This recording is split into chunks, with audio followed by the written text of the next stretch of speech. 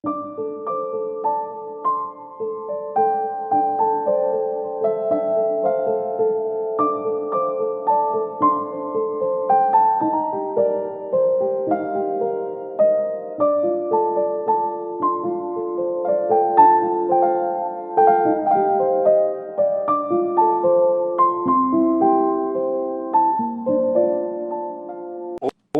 tudo bom, gente? Olá, prazer. Boa noite, prazer. Muito obrigado pelo Evandrinho aí, Thiago, tudo bem? Tudo Tudo bom, bom, amigão? Evandro? E você, O, cara? é, Pô, antes de mais nada, Erwin, deixa eu só pedir, vou pedir desculpa, vai porque lá, eu vai enchi o lá. saco dele para ele participar da live. Fiquei Não zero. foi isso. Não é, é que... Vamos lá, Evandro. Mas eu quero te Não, agradecer muito, cara, por você ter parado e estar aqui com a gente nessa live, que a gente sabe o quão importante é. Mas brincadeiras à parte, mas muito obrigado aí por você ter aceito. não é isso. É que assim, geralmente eu faço live a semana toda. Essa semana, curiosamente, não. Eu estava em São Carlos para fechar um projeto de saúde mental com medicina automolecular. E aí, na terça, eu estava em Itu, uma clínica que eu dou grupo. Aí cheguei aqui para amanhã ir para Sorocaba. Então eu falei, cara, não vou marcar nada na semana do Thiago. Então a única live dessa semana é a sua. Ah, Entendeu? E a sua também. obrigado. Evandro, primeiro, assim, te agradecer, né, de todo o coração e sua generosidade de estar participando aí com a gente do nosso projeto. A gente vai agregar muito, a gente está com muitas ideias parecidas, né? Estou te acompanhando lá. Vi o podcast com a Rafinha, que a gente achou maravilhoso. Foi daí que veio a ideia, né, de te convidar para, né, nos ajudar aí na nossa luta que a gente vem desde outubro, né, Tiagão? Só para te explicar, Evandro, rapidinho, até para os seus seguidores, o nosso projeto ele começou o seguinte, né? Eu sou psiquiatra aqui no Rio e sou amigo A de Max é infância. psiquiatra. Com essa Aqui, postura, é um bom psiquiatra, tá na cara, né? poxa, Eu conheço obrigado. psiquiatra porque eles se vestem melhores que os psicólogos e os terapeutas. Você fala, é psiquiatra. Ou neurologista. Eu gostei que o Thiago começou a conversa com brincadeiras à parte, né? Então, ou seja, já esquentou o Sempre clima aí. brincadeiras. Já esquentou o clima.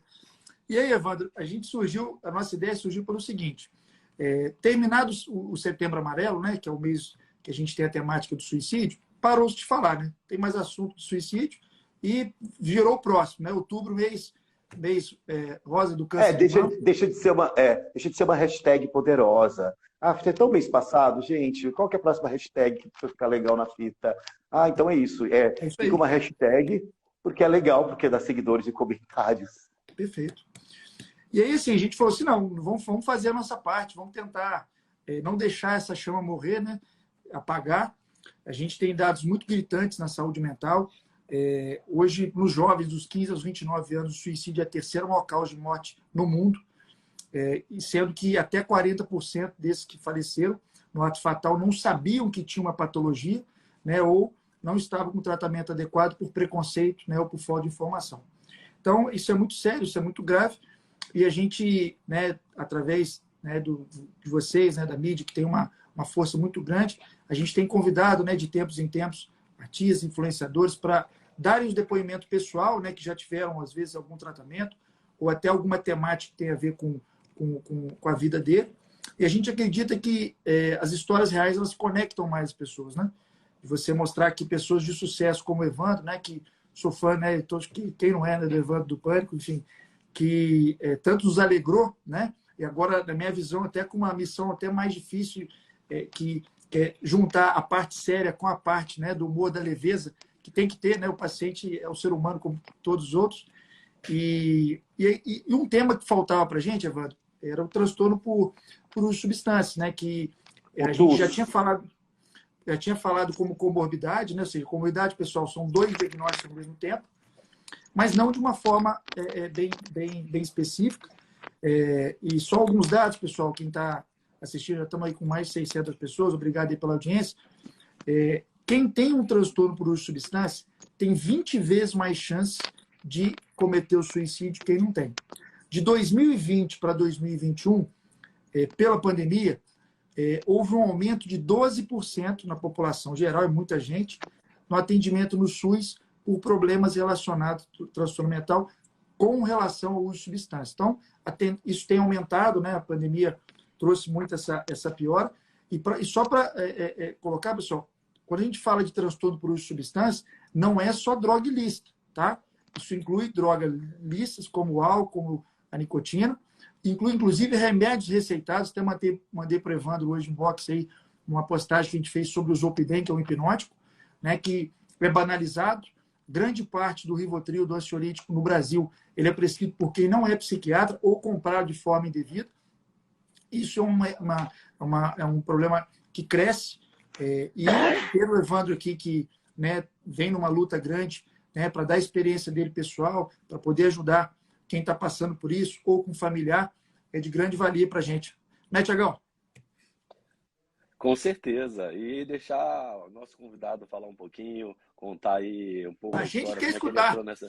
É, eu quero escutar, eu tô aqui. Vocês querem que eu comece, que eu comece bem do começo ou um brevê? Porque geralmente eu entrevisto, e quando eu sou entrevistado eu fico, eu fico tenso, por incrível que pareça. Como é que você Vamos lá. chegou nesse ponto de saúde mental? Como é que, tipo, o que aconteceu para você olhar e falar, cara, acho que isso é uma causa importante e eu vou trabalhar de alguma forma para tentar ajudar as pessoas e mudar, né, e ajudar elas de alguma forma? Bom, eu acho que eu sempre fui desde criança, eu sempre gostei do bem-estar do outro. Então, fazer rir ou comprar causas eu fazia desde criança, desde moleque, me metia. Por ser uma criança que sofria bullying também, eu defendia os outros que sofriam bullying também. E até, assim, hoje pensando na questão de ser, né, de ter uma adicção, eu vejo que eu já era compulsivo por N coisas, desde criança. Então, eu não lia um gibi, eu lia 4, 5 gibis. Eu gostava de terminar um livro que a escola determinava para eu poder ler outro. Então, era gostoso. Então, eu competia por notas também, até por ser uma criança gay, e não era muito fácil, em 81, 82, 83. A gente estava no final de uma ditadura, então você ser uma criança gay hiperativa, não existia esse termo na época, e com SPA, síndrome de pensamento acelerado, era muito complicado. Então, assim, ele faz muita bagunça, mas ele tira nota boa. Mas ele é gay. E aí, assim, não sabiam como lidar com isso. E, assim, como eu tinha muita responsabilidade desde criança, eu ouvia falar de drogas, assim, maconha. Só que maconha lá em Uberaba, na minha terra, era um cara preguiçoso, perigoso, era a ideia que dava perdido, vagabundo, não tinha expressão nóia ainda. Então, no meu plano de crescer na vida que eu já tinha desde moleque, não se cogitava drogas.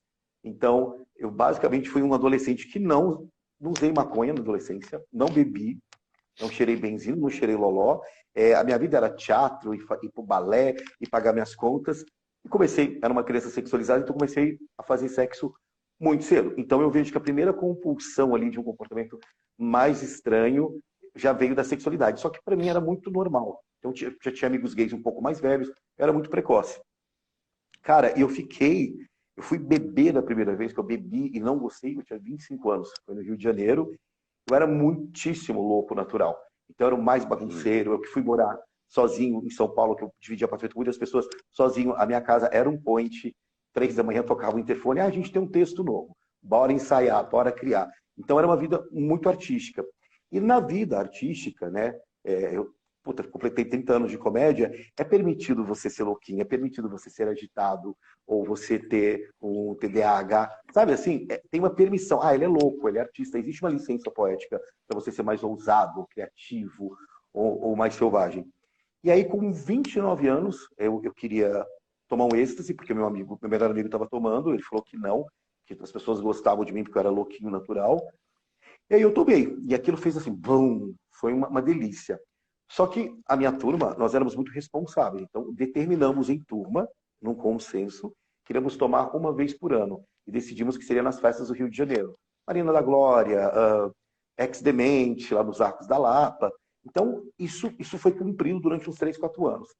Só que, assim, pressão da vida, São Paulo muito caro, eu trabalhava muito. E aí eu ia muito abalada, desde moleque. Era muito engraçado porque eu fui muito embalado e não usava absolutamente nada. Ia pelo prazer da dança. Aí esse um ano começou a ir para 6 meses, a cada 6 meses depois. Foi muito rápido, 4, 3 meses. Daqui a pouco a gente estava tomando êxtase toda semana. Então a gente trabalhava feito uns condenados, uns doidos, porque a gente sabia que no final de semana iríamos tomar êxtase. Então a gente tinha todo o ritual, a gente rezava para bater igual em todo mundo. E isso é 2001, 2002. Então, o êxtase chegou no Brasil por volta de 96. Então, a minha geração é a primeira geração dos sintéticos, que é o êxtase, a ketamina, depois o GHB. E falava-se que não viciava. Então, como o êxtase era uma droga recreativa, você não toma êxtase para limpar a casa, então isso foi... Não se ouvia falar de adicção, dependente de que era cocaína, que a gente tinha muito preconceito, maconheiro a gente achava preguiçoso, a gente começava, tinha muita ignorância e preconceito no assunto. E aí, toma todo dia, todo sábado, tal. Veio a ketamina, não me identifiquei de cara. E até que eu tive um ano o ano que eu entrei no Pânico. Em 2007 eu tive uma puta desilusão amorosa. No apartamento que a gente estava tinha um bullet, que é onde a gente usava a ketamina. De dia eu falei, quer saber? Eu vou fazer para dar uma relaxada. Eu automaticamente me identifiquei. Como é um anestésico para cavalo, né? Tanto o cetamin quanto o dopalém, para uma pessoa hiperativa, que tem pensamento acelerado, aquilo dava uma desacelerada. Cara, eu desfilei no carnaval, chapado, eu deixei de sair com meus amigos, eu só queria usar aquilo em casa. Aí depois eu entrei no Pânico devido à demanda de trabalho e obrigação. Isso ficou de uma maneira recreativa todo sábado. Se eu estivesse gravando no Rio de Janeiro, ainda não tinha The Week Rio, alguma coisa, então vamos lá, um mês trabalhando no sábado, um mês eu não tomava. Mas não existia mais balada sem usar droga, sem tomar uma bala. E eu era aquele cara muito que controlava. Tipo, gente, 3 da manhã, vocês não vão tomar outra bala. Eu tinha pavor de after. Então, assim, a gente usou só um. E a gente viu o pessoal que cheirava cocaína, eu achava aquilo estranho. Tínhamos regras, se você toma isso, você não bebe. Se você toma ketamina, você não bebe. A gente seguiu o manual certinho. E aí, teve um ano, cara, entre dois... Só que eu já não conseguia sair sem tomar. E teve um ano entre 2011 e 2012, aconteceram várias coisas. Fizeram um documentário que eu não queria fazer no Pânico, alguns problemas com a assessora, tal. Eu comecei a levar para casa a ketamina e fazer durante a semana. Cara, para um vício agudo, foi muito rápido. Então, às vezes eu tinha que trabalhar, eu estava chapado de ketamina, aí eu usava cocaína para dar um up. Eu pegava uma droga estimulante, uma depressora, e misturava, que eles chamam do famoso Calvin Klein. Mesmo assim, eu tinha uma coisa assim, cara, eu não vou tomar GHB, e não tomava, eu não posso fazer isso. As pessoas estavam misturando, começaram a se aparecer os primeiros combos. Então, na mesma noite, tomava siestas e cheirava cocaína, fazia ketamina, tomava GHB e fazia lança-perfume. E aí a minha turma foi parando. Um arrumou um namorado, outro foi trabalhar, outro, sei lá. E eu continuei, até porque eu estava trabalhando demais. Eu não conseguia encontrar meus amigos, que quando tinha uma festa eu estava trabalhando, então eu acabava andando com os chamados mau elementos da balada. E eu gostava de andar com eles porque eu achava uma coisa meio underground, meio marginal, meio factory do Andy Warhol. Eu procurava um sentido cultural para aquilo tudo, mas não tinha. Eu achava que naquela turma louca eu ia encontrar um estilista incrível, um DJ, alguma coisa que movimentasse. E isso não aconteceu. Aí eu comecei a frequentar after, então saía às 7 da manhã de uma balada, já ia direto para um after, saía às 6, tomava um banho, esperava para ir para uma outra balada, e tinha um after que a gente chama de o fundo do poço da balada, e começava às 7 da manhã de segunda-feira e até 1, 2 da tarde. Quer dizer, as pessoas em São Paulo acordando para ir trabalhar, segunda era a minha folga do Pânico, iam lá. Aí eu comecei a ter surto psicótico, comecei a ouvir vozes, dei meu celular para o cachorro, troquei de roupa com o mendigo, comecei a dar problema. E aí comecei a chegar muito drogado no Pânico. Aí um dia eu entrei na sala do que tinha, o dono, e falei, ó, eu acho que você tem que me mandar embora, porque eu não estou rendendo o que eu deveria render, eu não estou valendo o salário que você está me pagando, eu preciso que você me mande embora, que eu estou doente. Ele falou, não, a gente não vai te mandar embora não, você vai se cuidar. A equipe, mais alguns amigos mais próximos, me internaram a primeira vez. Fiquei internado 4 meses, então desintoxiquei e tal. O tratamento foi excelente, que eu não queria parar de usar. Então, eu aprendi que não poderia fazer o trabalho, mas achei que poderia controlar. Então, é muito difícil você falar para uma pessoa para um cara com histórico como eu, que fez tanta coisa, que praticamente fez muitas coisas sozinho, sem ajuda da família. Não, você não consegue sozinho. Como eu não vou conseguir sozinho? Eu conquistei tanta coisa sozinho. Pô, peraí. Então, a palavra que o NA usa, né, o sozinho eu não consigo, eu peço ajuda, não entrava na minha cabeça. Eu ia parar sozinho. E aí não deu muito certo não, cara. Eu internei mais um mês, tudo voluntário. Depois, por uma semana só. Depois, 20 dias. Aí na pandemia, eu estava num uso muito constante. Aí eu me internei. E aí, no quinto dia que eu prestei atenção, que era uma adicção, que chamava adicção, que era uma doença, e ela tinha 4 fatores, que é o fator biológico, né? É o biopsicossocial e espiritual. Eu falei, tá, eu tô tendo esses 12 passos com o espiritual, mas o que acontece no psíquico? O que acontece no bio? Eu comecei a estudar por conta mais do que a demanda que a clínica me dava, que a comunidade terapêutica me dava. Eu comecei a querer saber mais. Isso veio de encontro que uma psicóloga minha falou há muitos anos atrás, uns 6 anos, ela falou assim, ó, você só vai parar quando você entender a tua doença. Eu falei, ah, vá, eu entendo de ketamina, eu entendo de dopamina. Ela falou assim, não, sua doença. E quando você entender, você vai se apaixonar por ela e você vai mergulhar fundo. Vai ser um expert nela. Tanto que eu mando para ela, pô, Caterine, você tinha razão, a gente se fala até hoje. Eu comecei a querer entender. Eu descobri que entendendo isso, eu tive um despertar intelectual. Eu sempre gostei de escrever, de criar, de ler. E uma doença ativa, você quer só usar. Então, lasque-se sua mãe, lasque-se sua empregada que aconteceu há muitos anos, lasque-se seu gato preto, lasque-se o trabalho. Eu cheguei a pegar com o traficante, fiz ele lá no estacionamento do SBT e pegar. Então, realmente, quando falam que você perde tudo e vira o centro, eu sei o que aconteceu comigo. Então, fundo do poço. Você perde, você fica sem moral, você vai sem limite. Tudo bem, você fica fanático por aquilo. Tentei parar, tentava, porque eu falava, meu, tá muito errado isso. Mas eu não tinha forças. Mas falavam para mim, vai num grupo, eu também não queria ir, tinha medo de me expor.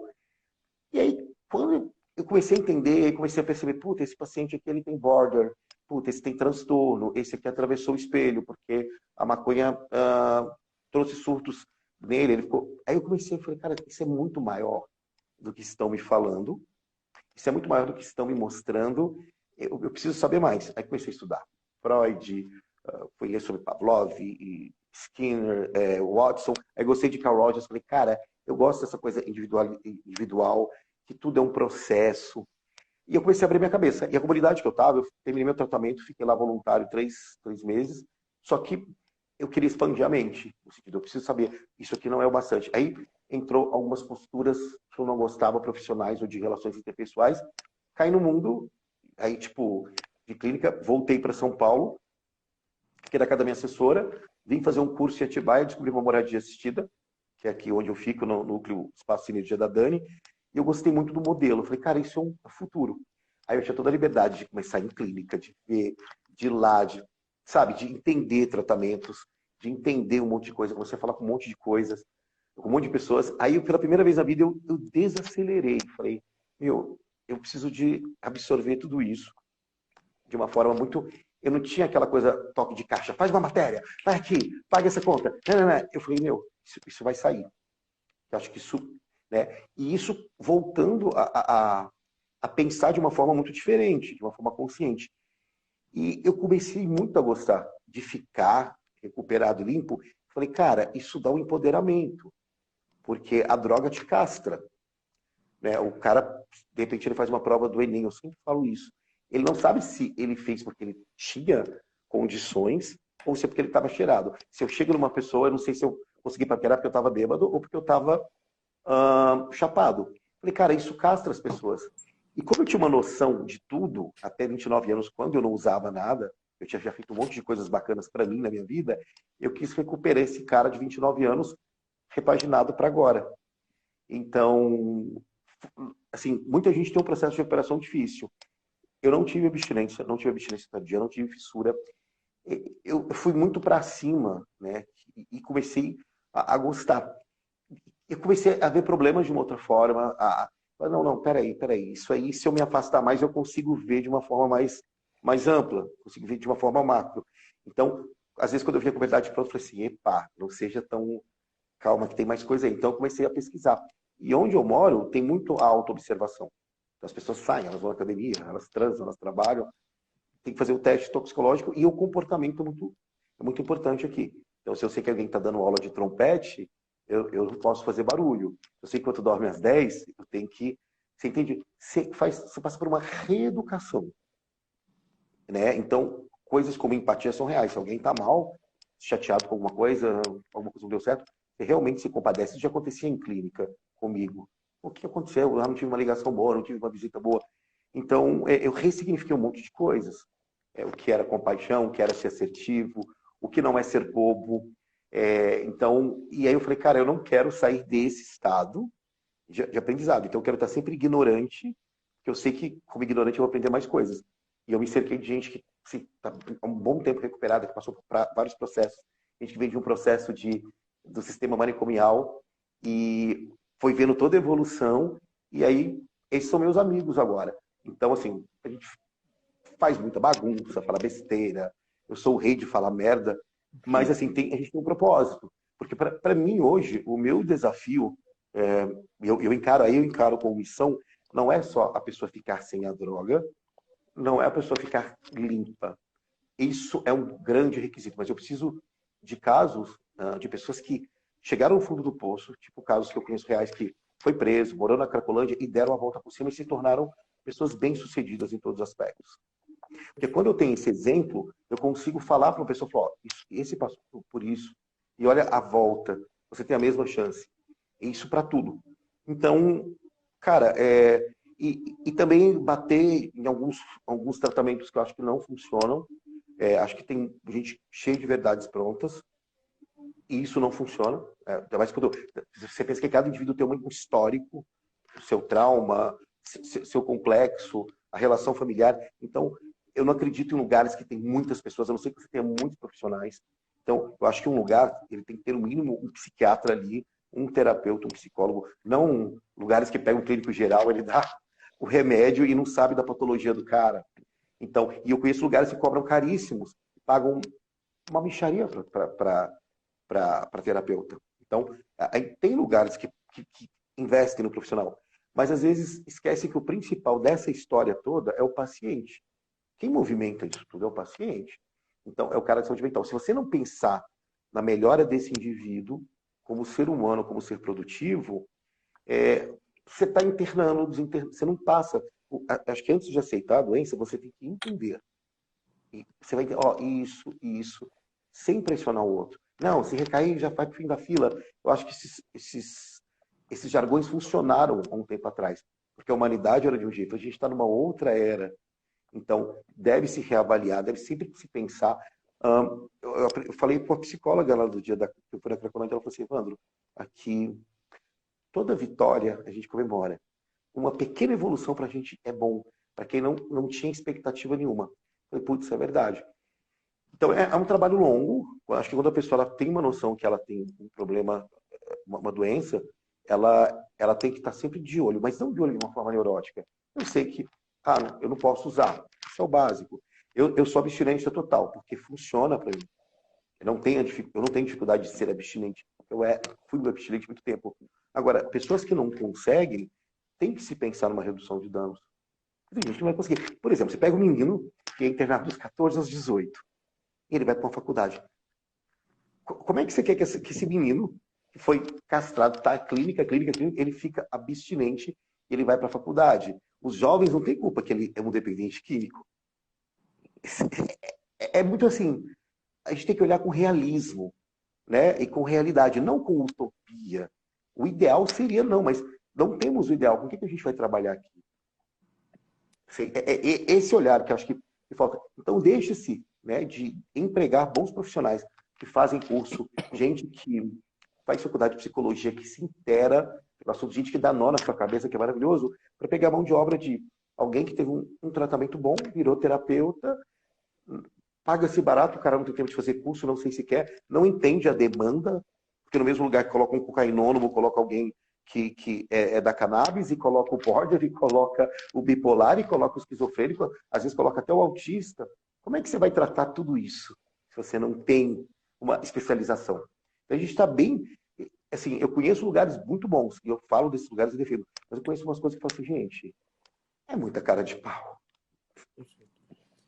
Assim, é muito bom, né, um depoimento pessoal, porque como médico, Evandro, eu vejo que no caso de certas substâncias, como cocaína, como êxtase, a gente na medicina, a gente não tem um remédio específico para tratar, como é, por exemplo, um transtorno de pânico, não, um transtorno depressivo. Então, essa parte desse tratamento multidisciplinar, essa parte de tratamento humanizado que você está, né, propondo, que você está fazendo, é o que a gente consegue hoje nas pesquisas, né? Além de tratar as comorbidades, colocar como, né, a melhor opção de tratamento. Por exemplo, Vou citar sobre o álcool, né, para o pessoal entender. O álcool é uma das poucas substâncias, assim como o cigarro, né, a nicotina, que a gente consegue, né, ajudar por uma questão química. Por exemplo, o álcool ele tem 3 funções principais. Né? Ele atua num receptor chamado GABA, que é o mesmo receptor aonde atua, por exemplo, ó, o Rivotril frontal. Mesmo receptor. Então, o álcool em dose baixa, ele é ansiolítico. Então, você toma lá a primeira tacinha, o fluxo de pensamento negativo começa a melhorar, você começa a pensar em coisa boa. Acelerou mais um pouquinho, chega na dose média. Então, você fica relaxado. Aí você deita na cadeira, você começa a falar de uma forma mais empastada, porque a laringe ela dilatou. E se você exagerar, ele te dá sono. Só que é um sono fragmentado. Ele te inicia o sono, mas você acorda várias vezes durante a noite na maioria das pessoas. Só que o álcool, ele não foi testado em laboratório. Ele é uma substância tóxica para o corpo. O fígado e o rim, durante a madrugada, de quem tomou álcool, por exemplo, ontem à noite, ele quer tirar aquela substância o mais rápido possível. De manhã, o receptor GABA, que é onde ele encosta, percebe que ele saiu, porque o corpo tirou ele rápido. Aí ele é hiperativo. Quando ele é hiperativo, entre aspas, né, didaticamente falando, ele faz o contrário. Então você vai acordar quimicamente mais angustiado, com aquela sensação, será que eu fiz alguma coisa errada ontem? Né? O que está acontecendo com uma ataque cardíaco? Aí o que você pensa numa memória de condicionamento? Poxa, então eu vou esperar chegar logo 6 horas, porque 6 horas eu vou usar o álcool e vou me dar a sensação de novo. Está aí, teoricamente, um potencial caminho para dependência. Isso é químico. Ele pode acordar de manhã e ter ganhado na cena, que ele vai se sentir angustiado, vai se sentir taquicárdico, porque é químico. Tanto é que pacientes que são usuários de álcool a longo prazo, então tem que parar hoje, tem uma cirrose hepática, por exemplo, quando você interna ele, se ele para de uma vez, Evandro, todos, entre aspas, todos esses receptores ao mesmo tempo, eles podem hiperativar e fazer o quê? Síndrome de abstinência alcoólica. Convulsão, come e morte. Morre por abstinência. Eu, particularmente, eu tenho muita compaixão com os alcoólicos, porque o álcool está em todo lugar, ele é ligado à sociedade. Então, assim, e geralmente vem o combo, eu chamo de combo. O álcool, primeiro, que é uma droga de porta de entrada, uma substância de porta de entrada, junto com a maconha, mas o álcool ele é muito associado também à cocaína. Então, geralmente, quem gosta da substância da cocaína gosta do álcool. E, cara, é muito difícil, porque como é que você vai condicionar uma família que pode beber com um paciente que depois saiu? É tão puxado, porque está em todo lugar, está no posto, está no supermercado. Tem que ter uma força de vontade, uma ajuda maior. Então, os alcoólicos, geralmente, eu tenho muita compaixão. E essa parte da ajuda, Evan, essa parte da ajuda não é o remédio, concorda? Essa parte é o que você está fazendo, né? É a psicoterapia. É isso que vocês estão fazendo lá, que na minha opinião, na minha experiência, de acordo com a literatura, para o uso de substâncias, principalmente as que não têm um remédio específico, é o que a gente tem como melhor opção de tratamento, porque é um tratamento complexo, não é assim, hoje eu estou adicto, amanhã eu não estou. Não é assim, é longo, né? É um processo de construção. E que o remédio não vai fazer isso. Por exemplo, no álcool que eu estava colocando, esse paciente fictício, que se ele parar de uma vez, ele pode morrer por abstinência, o que a gente faz, Evandro? Eu pego esse aqui, ó, que atua no mesmo receptor, por exemplo, o Rivotril, o diazepam, que é utilizado muito, encho ele para quê? Para tamponar o receptor, fica sonado, internado no hospital clínico, para quando ele parar de uma vez, na hora que o receptor fosse hiperativar ele, corresse o risco, a substância vai lá e encosta. Então você consegue tirar ele do risco de vida, né, numa situação como essa. Mas e aí? Dali para frente? Vai ficar tomando Rivotril todo dia? Como é que vai ser dali para frente? Não vai conviver mais. Essa é a parte. Vai virar farmacodependente. Vai trocar um por outro. Não, e outra coisa que era louco, assim, às vezes eu tinha uma reunião, aí eu não posso fazer ketamina porque vai ficar estranho. 4 gotas de Rivotril. Eu chegava a tomar 40. Então, eu falei... olha que interessante que você falou. Então tá, eu acordei chateado, deprimido, mas às 6 eu vou tomar para passar. Imagina quando você tira essa substância da pessoa, quanto de acúmulo de raiva, frustração, mágoa, culpa, cara, deve vir uma avalanche, porque se você não tiver um acompanhamento terapêutico bom, de alguma espécie, um amparo, você não consegue lidar com essas emoções que você anestesiou, porque elas vão vir. E elas vão vir com muito mais. Inclusive, eu até falo que eu acho muito importante quando uma pessoa está no tratamento, pensar como ela vai encarar o mundo lá fora. Às vezes a família está com vergonha, ele tem vergonha, ele tem culpa, ele perdeu. fica-se em cima de um paciente muita pressão. Porque, putz, eu perdi o emprego, esposa, filho. É muito puxado. Né? Raríssimos os casos que eu vi um PPR forte, né? Um plano de prevenção à recaída. Porque eu entendo quando o cara conseguiu, mas daqui a pouco teve um lapso. Eu falo, gente, vamos tentar entender. Falta de força de vontade. Eu falei, eu não sei porque eu não tenho régua, eu não consigo medir a dor do outro. Não dá para falar, para julgar. Né? Então, muito... você tem que gostar muito do ser humano, a gente gostar disso aqui dele, tentar entender para você ajudar, porque imagina tudo isso vindo de uma vez só. Perfeito. Uma outra questão... Eu queria aproveitar, só um segundo, claro. falou, quando você estava contando a história ali, eu esperei contar tudo, claro. Você falou alguns pontos interessantes, que assim, né, acho que eu acredito que uma das maiores dificuldades, né, das pessoas é você assumir, primeiro, acho que para si mesmo. Eu acho que seja para a esposa, seja para a família, e eu acho que principalmente o que os outros vão pensar, né? E eu acho que o outro ponto que você tocou que foi bem importante, assim, é o lado de você achar, né, que você pode fazer sozinho. Porque você já fez várias coisas, então você acha que você chegou naquele ponto e você acha que não, pô, mas eu já fiz até isso. Então, até por isso que a gente tem feito esses bate-papos, essas lives, porque, poxa, imagina quantas pessoas, às vezes, né, porque você tomou a decisão, o Evandro tomou a decisão, mas imagina quantas pessoas, às vezes, estão com isso dentro e, às vezes, não expõem, né? E é o que eu e o Erwin, a gente fala bastante, poxa, se a gente tiver algumas pessoas aqui assistindo a gente, ou alguém que conhece alguém, e a gente conseguir, de alguma forma, mudar ou ajudar, que seja dessa maneira, né? A gente sabe que a gente não vai mudar o Brasil inteiro, mas que a gente sirva de exemplo e outras pessoas façam isso também. E você sabe que, Thiago, esse pedir ajuda fica mais complicado porque a gente ouve. Imagina, você consegue sozinho, você tira isso de letra. Nossa, você é tão inteligente, você é tão trabalhador. Não, isso não te pertence. Falta de fé. Eu recebo muitos directs de mães querendo... O filho já está naquele estado de quebrar tudo em casa, de roubar a mãe. Mas ele falou que vai parar. Eu falo, senhora, ele não vai parar. Ele precisa ser interditado. Então, assim, tem essa coisa, não, você consegue sozinho. Não, você não... Minha mãe falava para mim, você não nasceu com isso. Eu falava, mãe, eu explicava 10.000 vezes, ela não absorvia. Então, muito do eu consigo sozinho também tem uma pressão. Né? Não, você é homem, cabra macho, você é um cara fodástico, você consegue sozinho. Eu comprei isso há muito tempo. Não só nessa questão, em diversas questões. Eu tenho que dar conta, eu tenho isso, porque eu tenho. E tem uma hora que se eu tenho, você não consegue.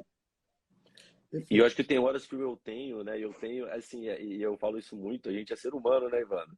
Então a gente Sim. também é permitido a não estar bem. A gente não tem que estar bem o tempo inteiro. Então, é normal, né? Cada pessoa reage de uma maneira. Eu acho que uma coisa que a gente tem que também aproveitar nessa live para todo mundo, né? Que acho que aproveitar que a gente está nessa conversa, eu acho que também é o respeito das pessoas, né?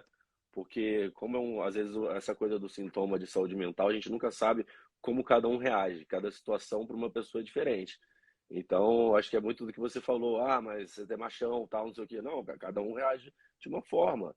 Então, e eu acho que o Erwin coloca isso muito bem, né? Às vezes a depressão, isso tudo, não é só aquele cara que está trancado num quarto, que não sai de casa, que não...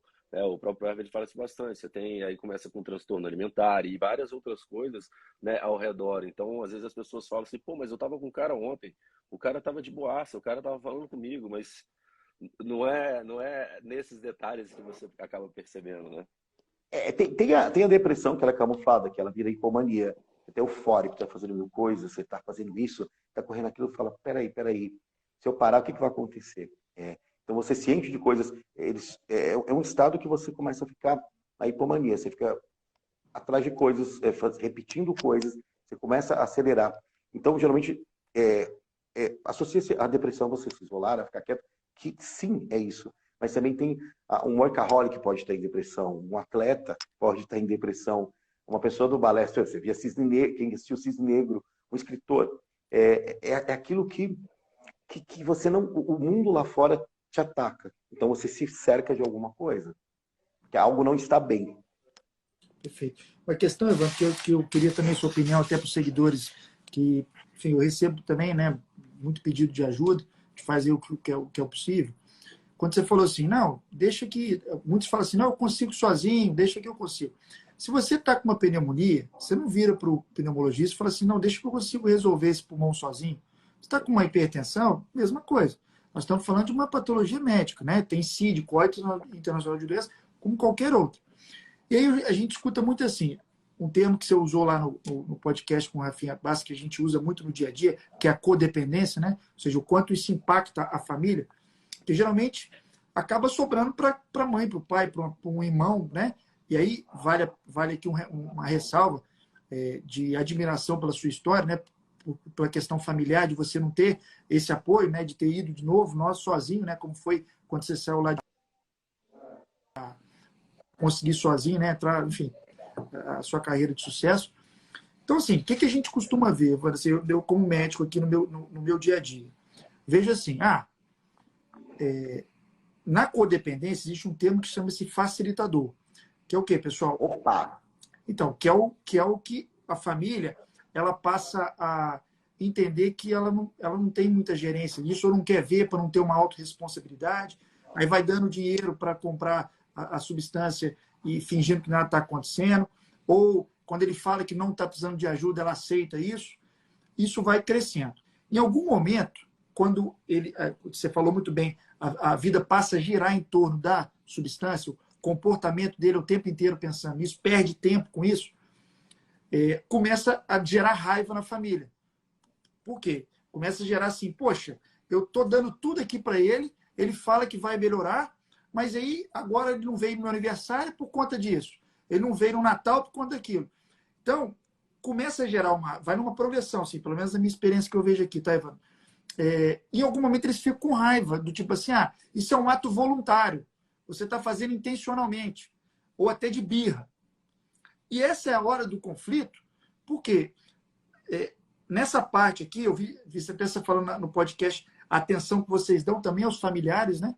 Que aqui também a gente precisa dos familiares entenderem que é uma doença médica e que ele não faz intencionalmente. Já virou uma questão química nesse termo de recompensa. Então, como é que você, quando o familiar chega aí, Ivan, como é que é a abordagem que vocês fazem? Explique um pouquinho para a gente sobre esse assunto, por favor. Quando alguma mãe me procura, algum familiar, eu passo uma anamnese rapidinha, até para eu indicar o psicólogo, o psiquiatra, o terapeuta, eu faço um acolhimento, ou a Boragestida, ou a clínica que eu acho que vale a pena.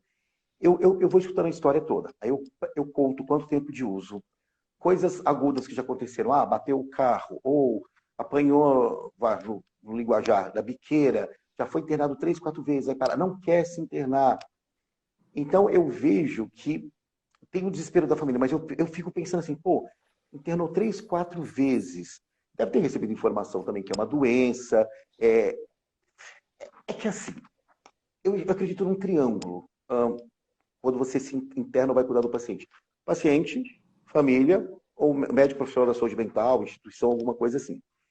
Se o paciente dá 2%, 3% de boa vontade de entendimento, a gente consegue multiplicar isso. Mas se ele não quiser parar, ele não vai parar.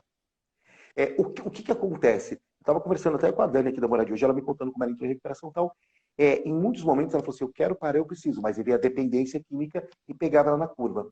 Eu acho que se eu quero parar realmente, mas você recai, tá de novo. Então, a hora que esses tanto eu quero parar, eles fazem uma força e falam, peraí, aqui tem uma saída meio que nebulosa. Então, tem casos que, infelizmente, sim, vai ter que ter uma internação involuntária, até para não esfaquear uma mãe, até para não bater o carro, não bater no pai ou a irmã, ou roubar todo mundo. Então, aí você tem uma doença ligada também a fatores de crime. Imagina isso. Não adianta, a tendência é piorar. Assim como a doença é progressiva, a violência, o desrespeito, o roubo ou qualquer outra coisa assim, ela vai aumentar. Alguns conseguiram resolver, alguns pais resolvem quando colocam o filho para fora de casa. O filho fica numa situação de rua, aprende, eu conheço muitos casos, e uma hora ele se dá bem. Mas eu acho que dá para mapear. Eu sou de prevenir. Igual eu estava falando com o pessoal da prefeitura. Vocês estão tratando a Cracolândia no estado agudo. Qual o trabalho de prevenção para não chegar à Cracolândia? E tem um caminho até chegar lá. Ninguém acorda, estou na Cracolândia usando crack. Como é que eu vou prevenir? Falando que droga não é bom? Não. Porque a gente sabe que é bom. Droga faz parte da cultura jovem. Ainda mais quando você está numa idade de inseguranças, a droga ela te coloca numa turma, ela te deixa pertencente a alguma coisa, ao desajustado. Eu não gosto de ninguém na minha casa, então os meus amigos estão juntos comigo. Eu penso assim, hoje está se usando cada vez mais. Cabe o pai ou a mãe falar, olha, vamos lá, o que eu acho? Eu vejo muitos jovens que recaem, tá? Eu estou falando de jovens especificamente agora, porque quando você vai olhar, a criação, eles não tiveram limites. Repetiu de ano, mas vai para Disney. Brigou com o pai, gritou, mas está ganhando videogame. Cara, a vida não é assim. Eu só tenho algo quando eu trabalho para isso. Eu fui criado dessa maneira. Então, você gritou com a tua mãe? Dá um celular que grita, esperneia, uma hora acontece. Eu vejo muitos, já foram internados, eu conheço gente de 18 anos que teve 9 tentativas de suicídio. O pai compensa com o material. Se você quiser que seu filho seja um adulto, e ele é dependente químico, ou tem uma patologia, ou é border, ou bipolar, não adianta. Tem que se cuidar o quanto antes. Porque a tendência é aumentar. Não espera chegar no estado agudo de roubar um carro, ou ele se enforcar por depressão, ou cortar os pulsos. Você tem que entender. E aí, uma vez que você entende que você tem um dependente químico, um borderline, ou um bipolar, vai ser sempre analisado e tratado. Porque também tem hora que você consegue fazer a manutenção. Tem um estado, peraí, então vamos tratar. Todo mundo que entendeu, que eu conheci, que era border, que era bipolar, era depressivo, conseguiu ter uma evolução. Por quê? Eu não quero ter catapora pro resto da vida. Você não quer. Então, quando se entende que é uma doença, e a família tem que entender. Porque, às vezes, o cara sai até bom de uma internação, tem uma terapia boa com o psiquiatra, mas chega em casa, a família é toda doente. A mãe louca, o pai não sei o que, distante, o irmão, onde deveria ser o principal refúgio dele fica tóxico. Então, as famílias falam, onde foi que eu errei? Ninguém errou, mas a gente pode modificar. Então, eu falo, olha, eu te indico um profissional, mas acho que... Aí depois eu recebo umas notícias bombas, eu vou falar para a pessoa, eu avisei? Não. Olha, eu estou vivendo intensamente nesse meio, 24 horas por dia. Então, eu vejo como a coisa funciona.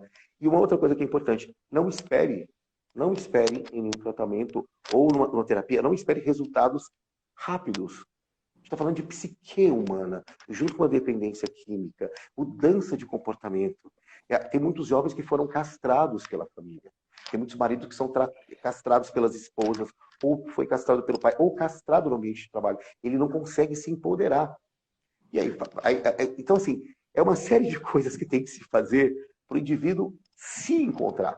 E isso não é só dito, não, é um geral da vida. Então, a família ela tem que entender, cara, não existe prevenção, a droga mata, tem que ser. Tem que ser um papo aberto. E eu, assim, vai procurar ajuda, escuta de quem está falando. Escuta a pessoa que está dando opinião. Pode ser que vai cair num profissional picareta? Sim. Pode ser que vai cair num profissional bom? Sim. Pode cair numa clínica ruim? Sim. Pode cair numa clínica boa? Sim. Mas você está tentando. Não deu certo vamos tentar uma outra coisa, vamos ver. Cara, foi uma coisa que eu vi de um cara que foi maravilhoso. Evandro, as pessoas costumam dar crédito só ao tratamento ou ao profissional que ajudou realmente o processo que a pessoa evoluiu. Porém, todas as tentativas, elas são importantes. Tem algo ali, da primeira que entre aspas, não deu certo, que faz parte do histórico. Senão a gente não perguntaria quantas vezes você foi internado, quantas vezes você usou, quantas vezes você teve. Então, não tem, gente, não tem uma coisa rápida. Eu estou em recuperação ainda. Tem coisas que eu falo assim, pô, só que eu fiz. Sabe, eu não recaí na droga, mas assim, eu fico o tempo todo assim, putz, meu comportamento, eu fico de olho nisso. Então, as pessoas querem coisa 4 meses. Eu conheço gente que se recuperou em 2 meses, nunca mais. Tem gente que teve 15 internações e parou. Tem gente que teve uma. Não tem, é um indivíduo. Então, não espere, é processo. Você não entra no primário e acaba na 8ª série, de um dia para o outro. Tem que passar por todo o processo, por prova. Tudo assim. É sistêmico, é linear, é degrau, entende? Perfeito. Uma das questões que nosso projeto aqui, junto com o Thiago, Evandro, que a gente faz é o seguinte. A gente entende que, assim como no citar de novo o Outubro Rosa, que a mulher aprendeu, né, a fazer o autoexame de mama, identificar precocemente lá o início, talvez, né, de um tumor maligno ou não, e isso reduziu muito, né, as cirurgias radicais, né, a própria mortalidade. entendendo que na nossa área, não vou chamar de nós, porque agora você faz parte do nosso projeto aqui também, né, Evandro? Vou estar sempre te chamando para a gente estar junto. Vai ser vai somar força aí com a gente, se for possível, né, Tiagão? Com certeza. Porque você tá tão engajado que daqui a pouco nem para a gente vai sobrar mais tempo, né, Tiagão? Tanto que você está aí. Para com isso. Tá aí de projetos, né? Brincadeiras à parte. Você tem um tempinho ainda? Claro. Tem. Cara, é que vocês estão falando, eu tenho insight. Ó, estou falando no Outubro Rosa de fazer o autoexame. Quantas mulheres não fazem o autoexame e percebem um caroço? Aí não deve ser nada, gente. Até porque se acontece alguma coisa, com quem vai ficar meus filhos? Meu marido? Ai, meu Deus. Porque, cara, mulheres se internam menos que homens. Eu já vi paciente, mas quem vai olhar meus filhos? Você vai ter que sair da internação porque a avó está passando mal. Sabe que a paciente tinha 2 irmãs, mas só ela, a mãe só consegue se dar com ela. Cara, tem um peso em cima da mulher que é muito puxado. Né? Então, admitir que, olha, isso não é culpa sua, esse caroço, isso que está acontecendo, você tem que se retirar para se tratar, então, é muito puxado.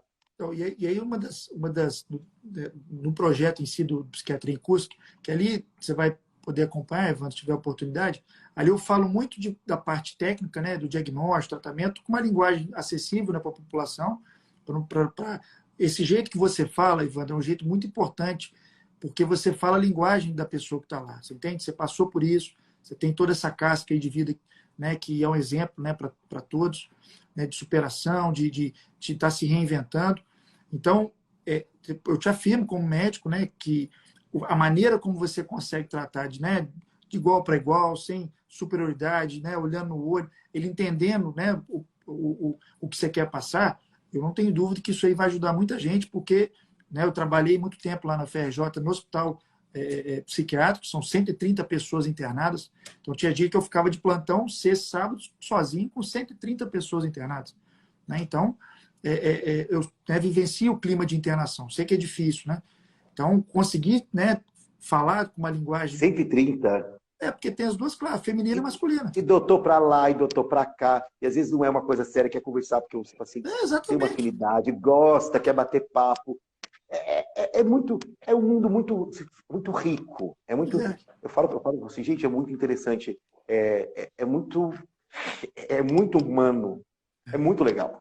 Eu gosto muito. E a gente está numa tentativa aqui, fazendo um paralelo com a questão do autoexame, é que se a gente conseguir que a população tenha uma psicoeducação, né? Aprenda como ela aprendeu no autoexame, os critérios básicos, né, de um quadro depressivo, de um quadro de um transtorno de ansiedade, e consiga buscar ajuda mais cedo, a gente consegue reduzir o número de medicamentos, a gente consegue, que a psicoterapia, né, o estímulo que você está fazendo, o exercício físico, para casos leves, por exemplo, de um quadro depressivo, a literatura permite eu fazer sem o medicamento. Então, a gente conseguiria reduzir custo, reduzir sofrimento, né, principalmente, conseguiria tratar precocemente e evitar o principal, que é o suicídio. Porque, lógico que não se compara a doença, mas a única complicação que não tem jeito é o suicídio. Se a pessoa tem uma hipertensão, ela infarta, ela tem chance de sobreviver. A nossa, não. Então, não pode não ser falado. Cuidado, tem que ter toque. Não, tem que ser falado. Porque se é uma situação do qual a gente consegue melhorar e reduzir, né? Nós estamos aqui hoje, 9 horas da noite, para isso. Para ajudar as pessoas a tentar trazer informação. Né? Então, o suicídio é a morte das hipóteses, né? Porque fica as perguntas, por que eu não ajudei? Por que eu não percebi? Por que eu não fiz isso? Por que eu não entendi? Esse chama-se sobrevivente ao suicídio. Sobrevivente ao suicídio não é o que tentou e não teve o ato. Foi o que ficou. A mãe, o pai, né, o irmão, chama sobrevivente ao suicídio. Esse é o que carrega o que faltou para ser feito. Né? Então, assim, é um termo técnico, inclusive, sobrevivente ao suicídio, que a gente está aqui, né, todo mundo somando força com o mesmo objetivo, né? Então, finalizando, Ivan, se pudesse, ficava aqui até às 10 horas aqui com você. Só uma pergunta, doutor. Só uma perguntinha, doutor. Claro. Você que trabalha na área há muito tempo, você acha que o número de suicidas e transtornos depressivos aumentaram nesses últimos anos ou temos mais informações e a gente consegue captar mais casos? Então, primeiro eu vou falar assim, pandemia, tá? A pandemia teve um aumento muito grande no início, depois foi se estabilizando. Em relação ao suicídio, quem mais sofreu nos últimos anos foram os jovens. Então, nos Estados Unidos, por exemplo, que tem uma estatística mais recente, houve um aumento de 50% na tentativa tentativa não consumado de suicídio, né, dos 15 aos 29 anos. Então, assim, muitas explicações por que isso está acontecendo, informação na época da internet, enfim, mas também o uso maior de drogas nos jovens. Entendeu? Isso está crescendo.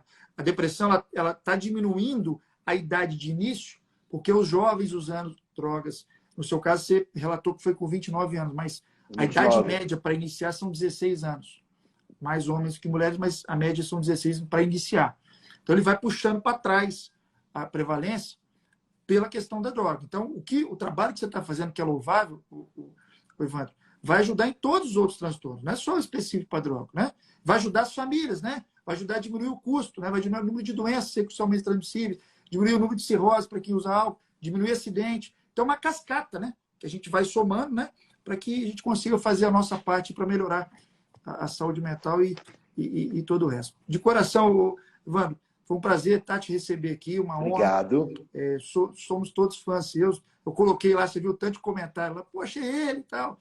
E que você continue iluminado aí, que Deus continue te abençoando aí para poder ajudar. O que a gente puder fazer, contribuir, eu e o Thiago, as portas estão sempre abertas Obrigado. E muito carinho mesmo. Vou passar para o Thiagão aí também te dar um abraço, né? E depois você fecha aí com a turma, manda um beijo para a turma aí que está aí te aguardando aí até 9 horas da noite. Fala aí, Thiagão.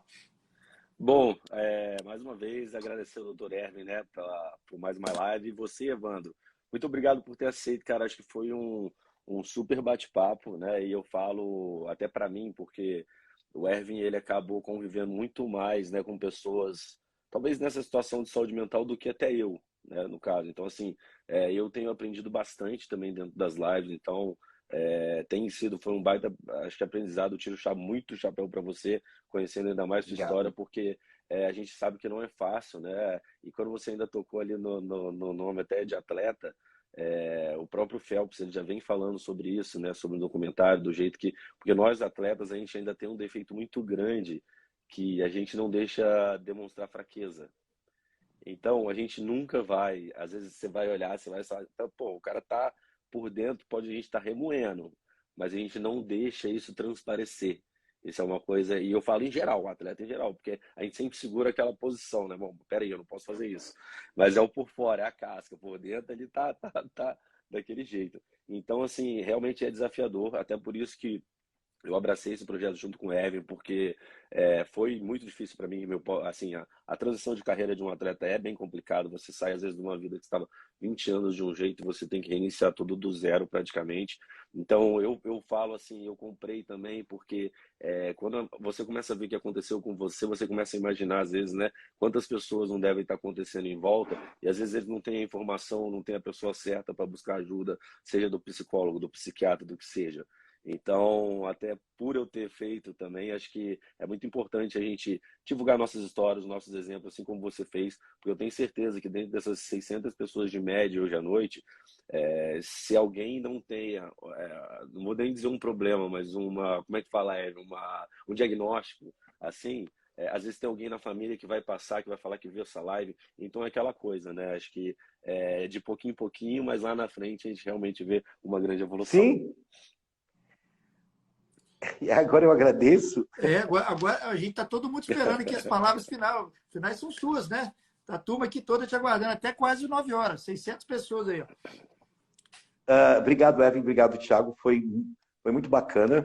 É diferente de estar do outro lado sem entrevistado. Geralmente eu conduzo, eu fico bem tímido. Mas, gente, o que eu falo é assim, saúde mental, falei de dependência química e transtorno, mas assim, saúde mental no geral, o que te faz bem? O que te desliga? Ir no parque, na academia, ouvir música, abrir uma playlist no Spotify. Descubra o que te faz bem. Talvez o que te faça bem é uma coisa extremamente simples. A gente está acostumado com o simples. Vai pontuando. O que te dá angústia? O que está mal? Comenta, partilha. Então, estou me sentindo bem. A gente não é criado para partilhar, mas estou me sentindo bem. Isso me afetou, isso não é legal. Todos nós somos feitos de coisas fortes. A gente é feito de emoção. Não tem emoção negativa e positiva, tem emoção. Como a gente lida com ela que vai acontecer. Esqueçam felicidade plena, felizes para sempre, o ápice. A vida é isso. A vida é interessante, plena, ela tem BOs para resolver, coisas incríveis que vão acontecer, tudo no mesmo dia agora. Então, a plenitude é o polo negativo e positivo. E assim, tudo é como eu olho macro, afasta, não fica, é isso, é aquilo, não. Vê de uma outra maneira que fica mais fácil. Não existe realidade dura, existe realidade. É só isso. Obrigado, gente. Valeu, obrigado. Viu, pessoal? Boa noite e obrigado pela audiência. E a luta contra a desinformação e o preconceito na saúde mental continua, agora com uma força, somando força aí com o Evandro, que vai nos ajudar aí cada vez mais, né, Tiagão? Valeu, pessoal. Uma boa noite aí. Tudo de bom. Valeu. Obrigado. Tchau, tchau. Tchau. Tchau.